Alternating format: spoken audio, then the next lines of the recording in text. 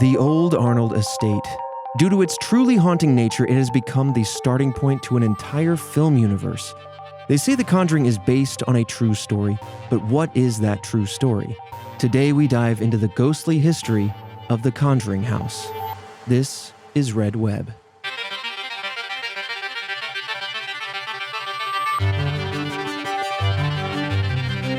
Welcome back, Task Force, to another episode of Red Web, the podcast all about unsolved mysteries, true crime, the supernatural. I'm losing it because I'm talking about the Conjuring House today. I am your resident mystery enthusiast, ghost extraordinaire, host with the ghost, Trevor Collins. I'm just trying new things here at the end. No better time to try something new than at the end. And joining me, hearing about this topic, definitely not for the first time, but maybe the true story for the first time, Alfredo Diaz. The Conjuring series. Mm-hmm. It's got some bangers in it. It's got some ups and some downs. It definitely has some downs. But the first two have been pretty solid. They're terrifying movies, and it spanned a whole universe. Absolutely. So getting into, I'm assuming Ed and Lorraine Warren. The Warrens, yeah. The Warrens. I'm excited. This is not what I pictured. I know we talked about, possible like visiting the house and all that kind of stuff. And we've been talking about that for a long time. So I guess I just created this image in my head. Yeah. And so this looks nothing like it. It looks nothing like it. This looks so secluded. And then also, the films kind of like add to it. Right. From what I pictured. But yeah, this looks like we could explore this in 5 minutes. Right. It doesn't look nearly as big and fancy as the movie is, but it is a historic, they call it an estate. It looks a little bit like a log cabin on about 8 acres of land. It does. It is definitely spooky looking when you look at it going, this is secluded. Anything could happen. So what is the current state and ownership of the place? Oh, we'll get into all that. Oh, okay, but perfect. I'll jump the gun a little bit. It is now run currently as like a hotel. Kind of like a B&B sort of situation. And that's of like recent years. But we'll talk about the change in ownership, the history of this house and everything. But as I joked about at the top, and now I want to talk about now that it's been a minute since our podcast update, Red Web is under the Rooster Teeth umbrella, and we have been informed that Rooster Teeth is being shut down. And because of that, that has put some interesting questions into the air for Red Web, but we have at least one fact. We want to continue. We want to do this show moving forward. We don't know if it can be called Red Web. There are legalities and things that we are looking into and trying to figure things out. But we do know we want to do something. And if you follow us anywhere, whether it's our personals or on Red Web, we'll make sure to let you know where to find us in the future. We're going to run this podcast out till April 22nd is our final episode. And then we're probably going to have a few weeks off as we figure things out, finalize things, and then make a big splash to try to tell you where to go, how to support us, and where we will be if not in the same home. So just wanted to put that out there. Still, again, figuring things out. But thank you all for the constant emails and the comments and everything, constantly supporting the show and letting us know that wherever we go, you're ride or die task force. Yeah, I'm excited, and it's cool seeing that the task force is excited as well. So just hang in there, task force. You might have to walk into the same building, or maybe you have to walk into a different building. It's a good excuse to remodel again. We'll tear this thing down and build it back up. You're used to the remodeling, right? Okay, you're not going to be confused. You'll know where to go. The pool is going to move, and that's just a fact, no matter what happens. So anyway, we'll continue to remind you. We'll be annoying about it over the next couple of weeks. But again, just truly floored by the ongoing support. Everybody on this show, from Fredo, myself, Christian, and Jillian, have all received amazing DMs and comments and just like a lot of how can we support, and that means the world. Not to mention Nick, the unsung hero. Oh, yeah, and Nick as well. Beautiful editor of the podcast. We call him Nickbot. He's not AI. He's a real man. It's time to break that illusion. He's not here. He can't make his own robot noises. He might splice it in. We don't know. All right. But with that said, I do really eagerly want to dive into the history of the Conjuring House, because as we do wind the podcast down, there's a few topics that I would felt remiss if we didn't approach. This is just the perfect combination of movie, which we love movies. You talk about a lot of movies. We love our movies, and the supernatural, people experiencing ghosts, and also just like history. I just love history. This is a very old place. So I'm assuming, since it's kind of like an Airbnb, that they marketed it as the Conjuring House, right? Oh yeah. All right. Oh yeah. That's okay. Good. You can go to check them out. They're called the Old Arnold Estate. That's where you can find them. That's what they're referred to as. But when you go there, they are not shy about the connection, the history. You can book it right then and there. I mean, it's probably beneficial for them, but also I wouldn't want to book a place and then find out that it's a notoriously scary place. Right. Like, come on. Oh, I'm going to get this nice, lovely bed and breakfast in the you're saying in that place? Like, What do you mean? What do you mean that place? Let's see if you'll come back. Yeah. Where are you? There's a pirate. It's just a pirate. Okay, so the house, as you can tell now, I've jumped all over my outline, but the house featured in the Conjuring film was initially and is currently still known as the Old Arnold Estate. It has been in Rhode Island since 1736. I left the script as it was because, contrary to popular belief, most houses don't just pop up, run away. This one is still here in Rhode Island. 1736, that's 288 years that house has been kicking it. That's wild. And I'm sure we'll find out when they take over ownership, the Warrens, but we've got houses younger than me here cracking foundations and falling apart. What happened with build quality anyway? they got faster. They got That's what faster, yeah. happened. So the land the house is on is very close to the Massachusetts border. A little joke here, if you're in Rhode Island, you're close to any border. It's a very small state. It was purchased from colonist minister Roger Williams, who had received the land from Canonicus, chief of the Narragansett, as part of what would become Rhode Island. The Richard family became one of the first colonists of Rhode Island on the land, followed by the Arnolds by marriage, who stayed for 8 generations. Present day, the 3-bedroom, 1.5-bath farmhouse is in the village of Harrisville, which resides in Burrillville, Rhode Island, and it has about 8 acres of land surrounding it. Many point out that the house has survived multiple wars, multiple generations of families, and so the house or the land itself may have supernatural aspects or has been filled with ghosts. Not ancient, but historic places like this do seem to gravitate those types of stories and then entities that follow. I can't believe this place was like owned for 8 generations. Like, that's just something that's not really common nowadays. Imagine having a place where it's like, 8 generations of us like lived here. Generations. Nah, people scatter nowadays. Right. Someone's willing to pay the buck. And so, grandson is going to go, college expensive. Going to sell the house. Yeah. Now, in January of 1971, the Perrins and their 5 daughters moved into the Arnold estate. I believe they bought it maybe in December of 1970. Soon after moving in, the family noticed items around the house going missing. Nothing too wild. They have 5 daughters, but eventually this pattern seemed to grow, and even the daughters were like, well, what's going on with these things? Gnomes. Ghouls of our grandparents' age. Yeah. I'm surprised we haven't done an episode on gnomes. That's actually a really good point. Like, there's got to be something weird there with gnomes. We got to come back with some gnomes. kind of weird cryptid story with gnomes. Now, in the instances where items were found, they were usually discovered in different areas around the house, having been moved seemingly by random into different rooms where they didn't belong. Again, that does still feel like maybe children running around moving stuff, but it stood out to the family. Much like other hauntings we've covered, the family also noticed dirt piles throughout the house, even after having just mopped or swept the floor. Reportedly, Roger, the father, was the only family member brave enough to go into the house's dirt cellar when repairs to the heater were needed. He usually avoided it if he could because he said when he went down there, it often felt very cold, very uncomfortable, and also smelled of rotting flesh.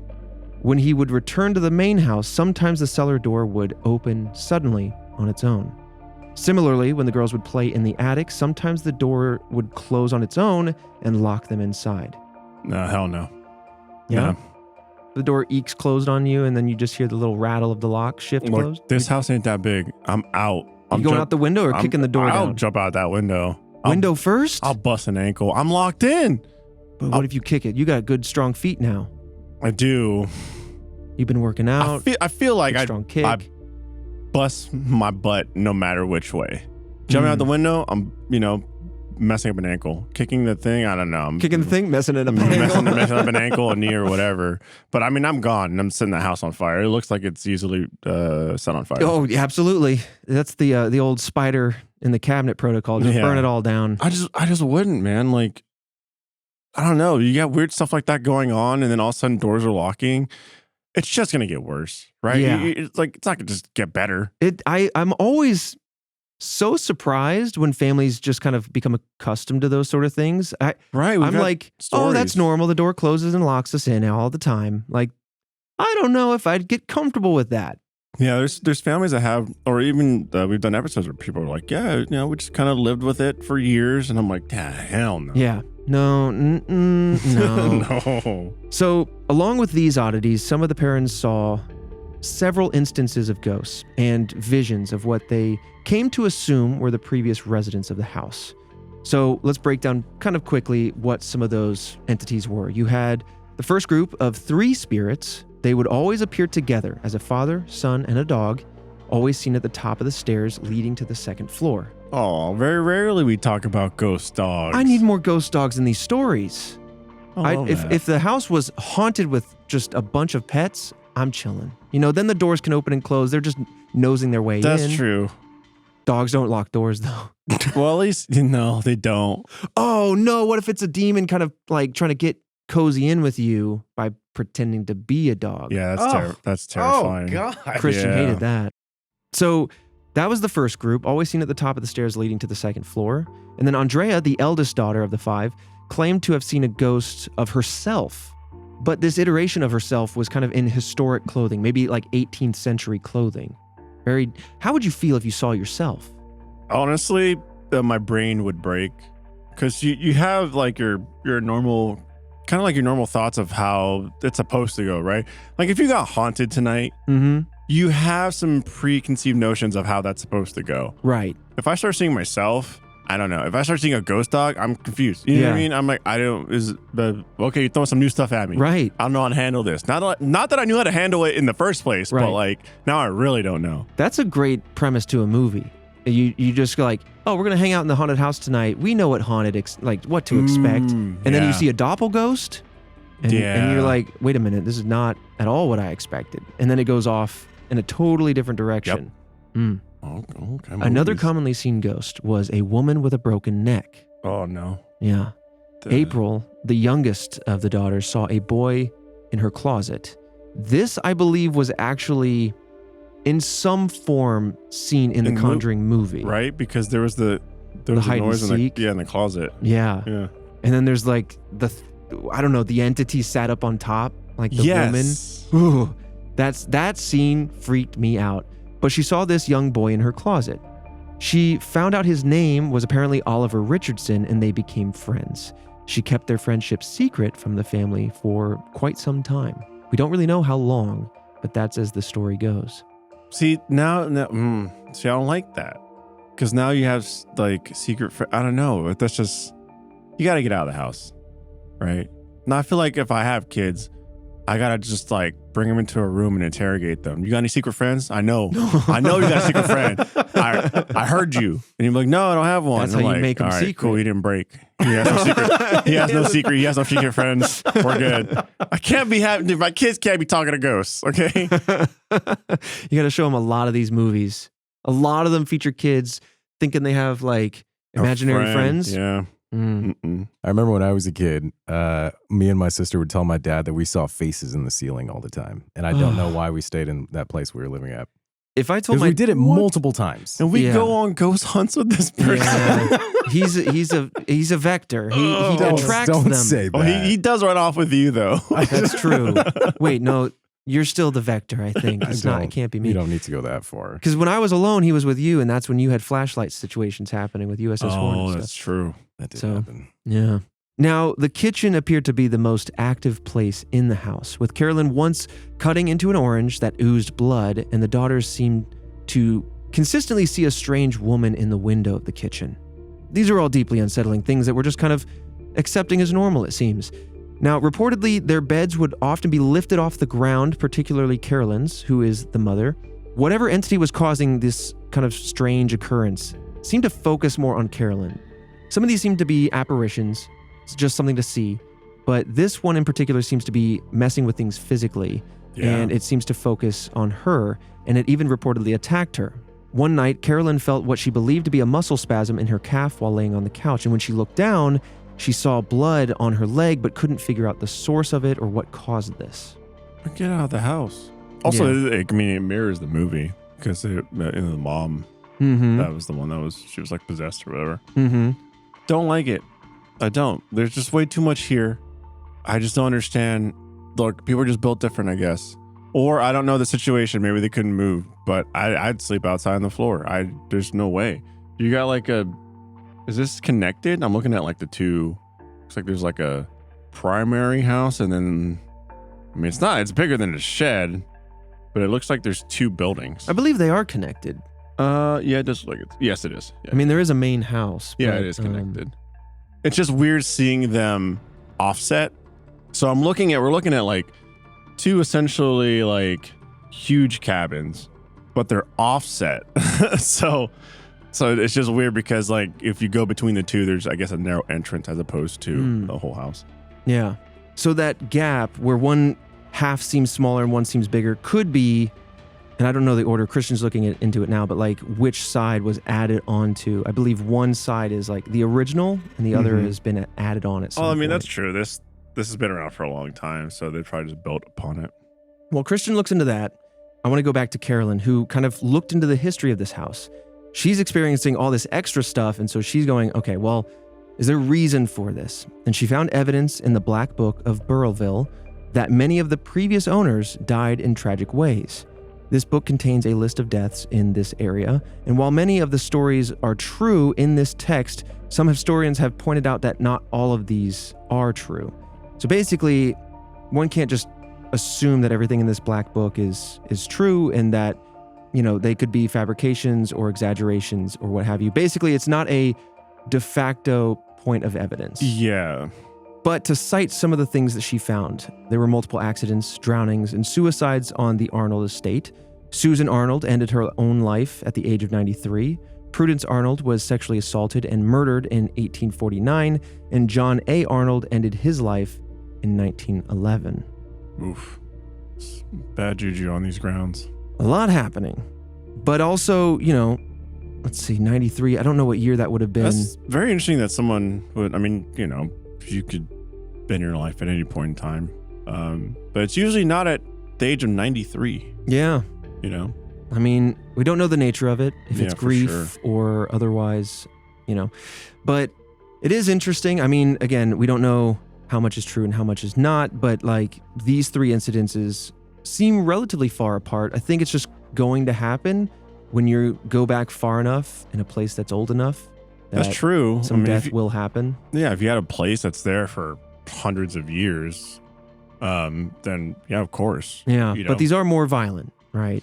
Not natural death or you're anything. Right. But anyway, before we go on to the Warrens, Christian, was there anything you found about house expansion or remodeling or anything? Because I did a cursory glance earlier and I didn't see too much. Yeah, nothing that I can find, at least in the moment. So maybe, there's a chance that it wasn't an expansion. That's just the original building. Yeah, I'm not finding anything on it. It's pretty big for, mid to late 1700s, but also it's two rectangles. Yeah. So relatively simple. But with that, let's move into the Warren investigation. Oh, here we go. Yeah. So the attacks on Carolyn got so bad that the parents finally reached out for help in 1973 and in 74. They contacted Ed and Lorraine Warren, a paranormal investigator couple that founded the New England Society for Psychic Research, or NESPR. Ed claimed to be a demonologist, while Lorraine claimed to be a medium. A lot of skepticism surrounds this couple. There's a lot of, times where they've made things worse, or they've perhaps been out for their own attention, their own profit, for example. That's a whole different topic, but I do at least want to explore their involvement in this case and how it either helped or didn't. They were very public about what they were doing. Yeah. So obviously there's a business mindset there. You got the whole film franchise. Yeah, and they were doing interviews and everything like that. So, they definitely were like, okay, we could this is what we specialize in, but we can make this a business. Yeah. It wasn't just like they're going around handing out pro bonos and charity cases and just being like, we're here to help. Mm-hmm. But also I can see how they make it worse, because how do you really even know who writes the book on this thing? You know what I mean? Right. I have no clue. You know what I mean? If a vampire were to enter this room right now, impossible. I wouldn't allow it. That's true. Yeah, I don't invite them in. But see, who knows? Is that how that works? Right. They just come in. They go, that's nothing. Trevor's like, I don't invite you in. And he just steps right in. and then they rip at me and right in my neck. Yeah. Start throwing holy water, bring up crosses, but you don't know if that's true or not. Or that could be Dracula propaganda. Oh, Dracula 3000. Whoa. Future Dracula movie. We'll write that. We don't need to get crazy. We can just write slop. It'll be like the Kwisatz Haderach, but of vampires. Yeah. We're going to spread this propaganda for millennia. And then when we show up in the year 3000, they're going to be all screwed up. Yeah, they will. Wrong rules. We love garlic.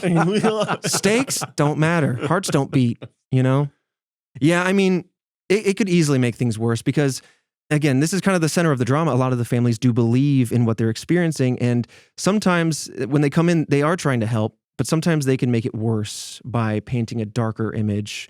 So instead of trying to find the real causes, sometimes it can only spur on more negative emotions and more tumult for the family. But with that said, the Warrens have investigated a plethora of other haunted locations, notwithstanding the Amityville Horror House, another haunted house case, as well as the Annabelle doll, both of which we've discussed here on the show. So Andrea told Providence Journal in 2013 that, quote, Lorraine stepped into the kitchen and said, I feel a dark presence, and her name is Bathsheba. The Warrens believed that an angry spirit or witch was attacking the Perron family and haunting the house. The witch's name, as they said, was Bathsheba Sherman, which I did kind of a quick look into that name to see if it was a real person, to see what I could find. And I'll continue on with the outline in a second, but what I found was the story that has both fact and fiction melded together behind a woman who was born in the early 1800s in the Massachusetts area. And this is where fiction starts to step in, where they were either working with or related to someone who was, or a descendant of, a woman who was hanged as part of the Salem witch trials. So again, there is a person with that name who lived kind of in the area, but the history is a little bit of a reach. It's hard to know. But coming back to the case and the Warrens' take on this, it is said that Sherman killed her children in a cult-like sacrifice with a needle. Lorraine believed that Carolyn was attacked with that same needle. In 1974, the Warrens brought a medium to the home to conduct a seance. Questions kind of still out. Christian and I were both asking, why not Lorraine if she was the medium? But it seemed they brought an external viewpoint in. In the film, this is actually done via an exorcism. It's portrayed rather than a seance as an exorcism. But in reality, during that seance, the spirit again attacked Carolyn. According to Andrea, her mother was thrown across the room and possessed by some sort of spirit. Carolyn spoke in a language that she had never heard before, and after the seance ended, Carolyn suffered from a concussion. Soon after, Roger Perron kicked the Warrens out of the house. Carolyn told Providence Journal in 2013, quote, the Warrens tried to help, but we essentially found things got worse with them around. The Perrons continued to live in the house until 1980 without any major known incidents. What? So it seemed like everything kind of settled down after that big climax. Yeah, was the spirit just like, all right, if you're going to bring in the big guns, then I'll be good. Yeah. That, or they were like, okay, it got riled up when we started poking at it. Let's just not poke at it. Live our lives and then eventually move out. But even then, I feel like they weren't poking at it to begin with. And then I guess, they were just trying to talk to it. So that's the funny, there's no official rule set on this stuff. You know what I mean? There's no rules or regulations. Right. So yeah, who's to say that it didn't just stop, but it just seems, I don't know, there's not a good enough reason for this to stop to me. Yeah, it's interesting that pretty soon after moving in, they experienced stuff. And then after this, there's not really much for years, and then they moved. But with that, let's kind of dive into the theories. It's not really theories as much as it's dissecting the believing angle and the skeptical angle. So let's start with the kind of believing. So in 2019, what is known as the Conjuring House was purchased by Corey and Jennifer Heinzen, another paranormal investigator couple. They believe that the home is still haunted. Jacqueline Nunez actually bought the home from them in 2022, but the Heinz's daughter is still the caretaker of the place. Now, the website mentions, quote, native tribes remained embedded in the land, end quote, that also haunt the estate, possibly due to the land being previously owned by indigenous groups. They and many visitors have reported continued sightings of ghosts and other paranormal experiences on the property, which is now a museum and hotel. It does seem that a lot of stories go back to witches or indigenous peoples or cultures and religions that they don't understand. Yep. That's got to be, that's it. That's the reason why. Mm-hmm. The website for the house also shares a couple of stories of two commonly seen ghosts. One is Abigail Cook Arnold, who is often seen cooking or making preserves. Lovely decision. Not jelly. Goodness gracious, be done with that. Not jam. That's okay. Preserves. Got the chunks of fruit in it. Anyway, I'd love some ghost preserves. She could be heard in the basement warning visitors to, quote, get out. The other ghost mentioned on the site is called Matthew K., who apparently never lived at the house, but simply ended up there after going, as they say, quote, towards the light. This must have been through some sort of spirit box or seance. This is or it could have been one of those portal hotspots that we talked about in one of our episodes. That is exactly what the Warrens believe, that this is a kind of portal. I'll actually quote Andrea Perrin, because she argues this, quote, a portal cleverly disguised as a farmhouse. And because of that, that's why she thinks this Matthew K.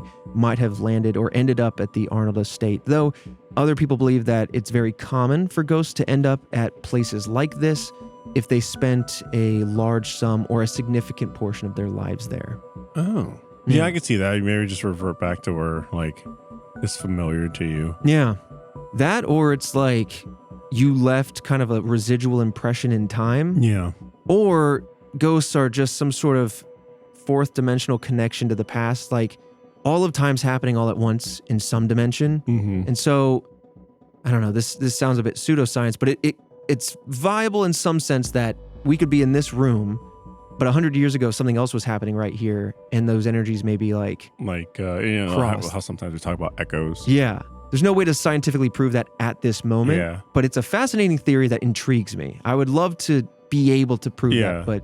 So, I mean, the thing I talked about this before, but I mean, I guess like as time goes on, the echoes, like if we were to go on a ghost hunt and then disappear, like this is a familiar place for the three of us. Would we just be an echo of like us podcasting here? Yeah. You know what I mean? Like, I go in the room and I hear laughter. Or like the people that are on TikTok that are NPCs. Like that would suck if that was the echo that lived in your house.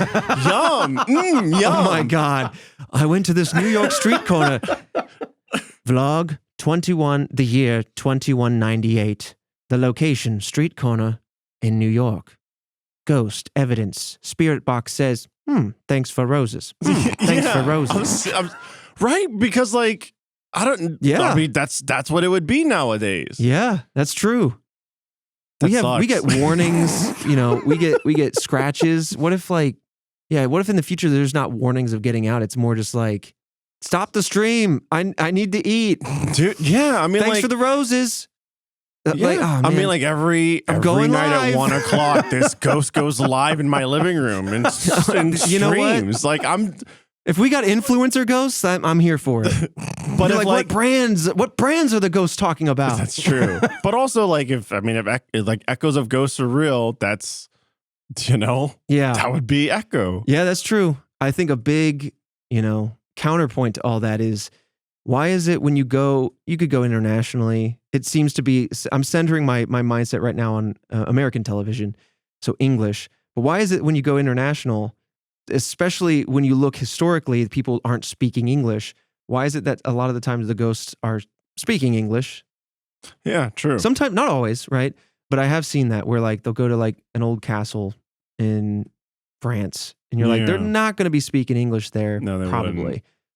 But that adds an extra layer of just frustration then. Bilingual ghosts? Yeah, because it's like, oh, I have a ghost that's messing up my life. which is terrible. But then also, I can't understand a word they're saying.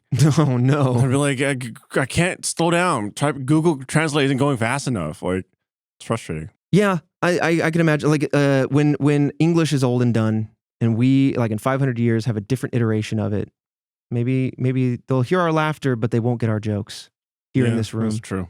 But let's go with the skeptical angle because we're kind of tiptoeing into that direction. So while Bathsheba Sherman was a real person, she never lived exactly in the Arnold Estate area, but instead the neighboring farm on Old Harrisville Road. So it seemed odd that she would be haunting this particular swath of land.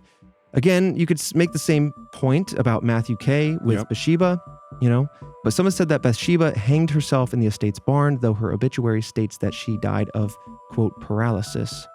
She was also likely falsely accused of being a witch since she had a religious burial. But Joe Nickel of Skeptical Inquirer wrote in 2016 that he found many of the tragic deaths of residents did not actually occur in the house or even on the estate grounds. So now we have somebody actually going back, fact-checking some of this stuff and being like, no, most of this stuff didn't happen. As far as like the deaths, the stories in the Black Book. On the property. Yeah.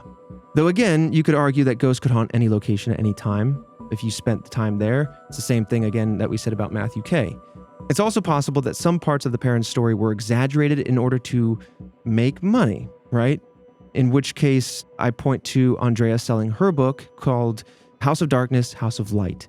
And that has 3 volumes starting in 2011. I think she made one each year, 2011, 12, and 13.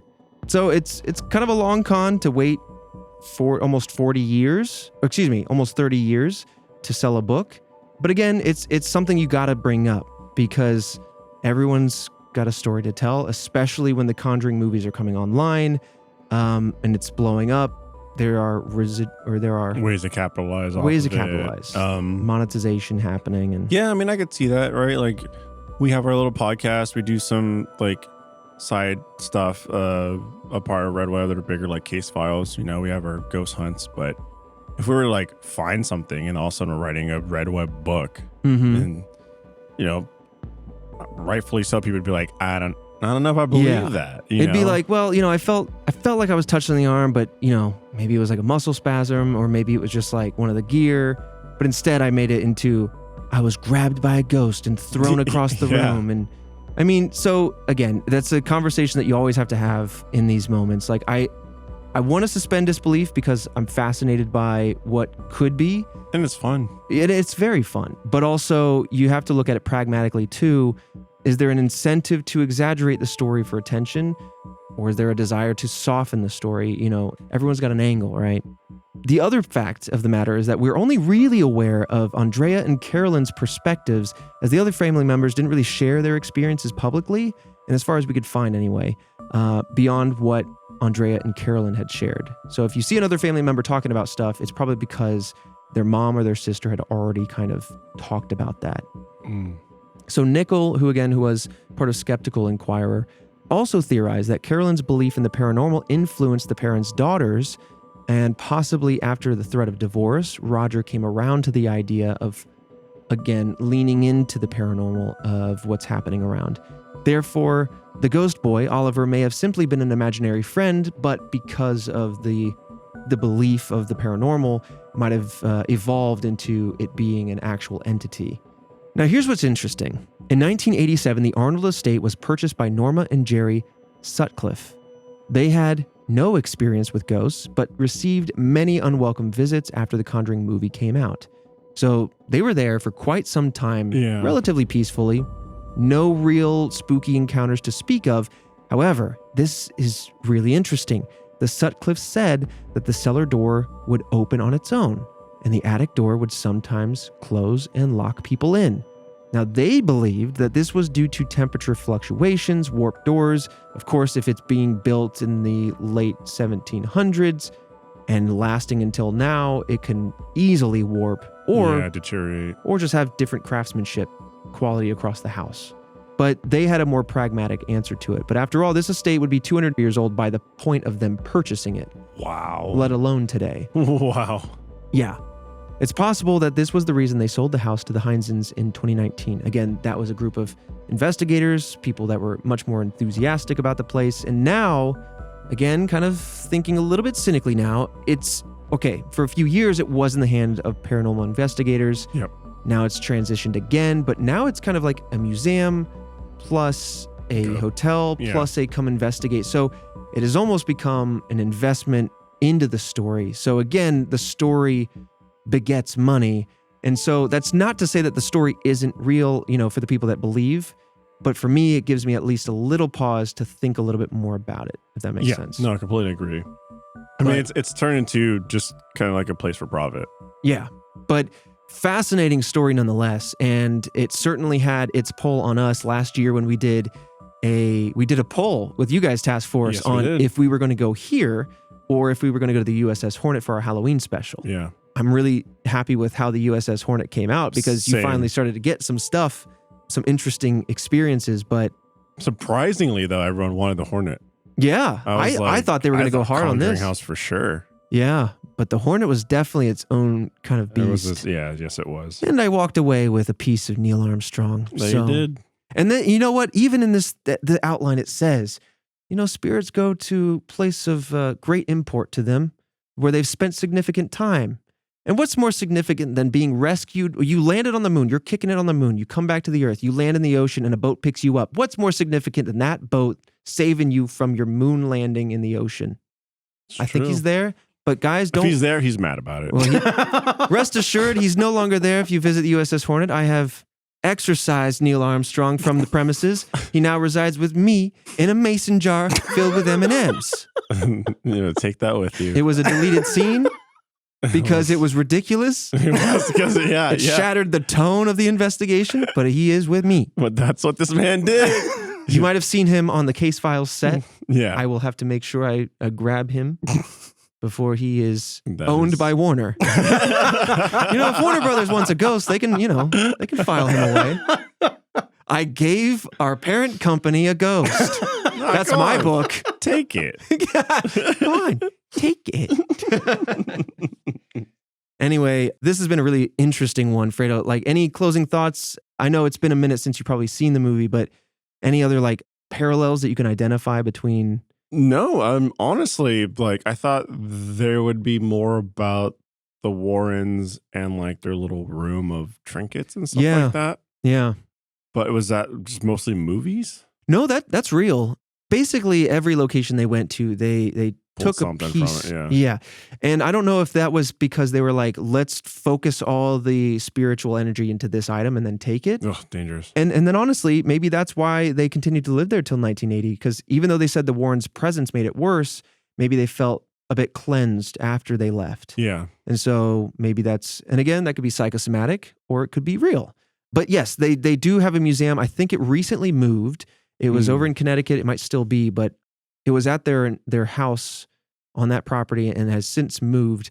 I'm seeing my fiance right now, but she actually went there as part of the Annabelle movie. That's right. Premiere. And saw the doll. I saw the doll in person. That's too close. I think she said, she was like, I didn't want to look at it, so I didn't. And I'm like, good on you. That's good. That's smart. Because they say not to make eye contact with the Raggedy Doll Ann that is Annabelle. And I'm like, but I'd be tempted, but I won't. But I will, but I won't. I wouldn't. Yeah. I don't think Christian would look either. I wouldn't go in the room. Yeah. Are you kidding me? Yeah, this guy would look. There's so many stories of people leaving that property and ending up in, getting hurt or in accidents or something because they were fooling around, saying things around the doll they shouldn't. Again, we did a whole episode on it if you want to deep dive Task Force. But yeah, so they do have a lot of tchotchkes and trinkets from, that would be a terrifying room to step into. I just wouldn't. How many mason jars filled with Neil Armstrong would it take to make it feel better? One. Yeah. Yeah, that's what I'll do. Bring your jar. No one tell the Warrens estate owner, but I'm going to bring Neil and put him in there. This guy's going to walk out with something. I'm going to be like, don't worry. I've done what the Warrens did and I place it. And then I walk away, but there's 15 dozen spirits attached to me now. Yeah. Anyway. Well, thank you, Task Force, for your ongoing support again. Listen and follow in the coming weeks for a solid update. A lot of things to kind of figure out legality-wise, but again, we still really want to do this show, so follow all of us individually on social media. I shouted them all out in the update, the 6-minute or so update that I did a few episodes ago, but in no particular order, we have @Alfredo Plays I am at _Trevor C, the letter C. We have at X Chin Young, like a cross chin, like Christian. It's clever. Hey, and then, yeah, you got it. Yeah. Not a lot of people do. Oh, I got it. And then, of course, Jillian, our researcher, at _Jillen, Jillen. And Nickbot, I don't know the spelling. Schwartz a Nicker. Schwartz a Nicker. Yeah. Because it's Nick Schwartz. Yeah. Good luck with that one. Yeah. It's kind of like Arnold's last name a little bit. Yeah, exactly. But yeah, so follow us all on our personals to know for a fact how else you can support us, because everybody else has other projects that they're doing and starting up and continuing. But also, just in case we lose access to social, that's where you will definitely hear where we continue and how to support. So again, thank you very much. And with that, Fredo, I'll see you right back here next Monday for yet another mystery.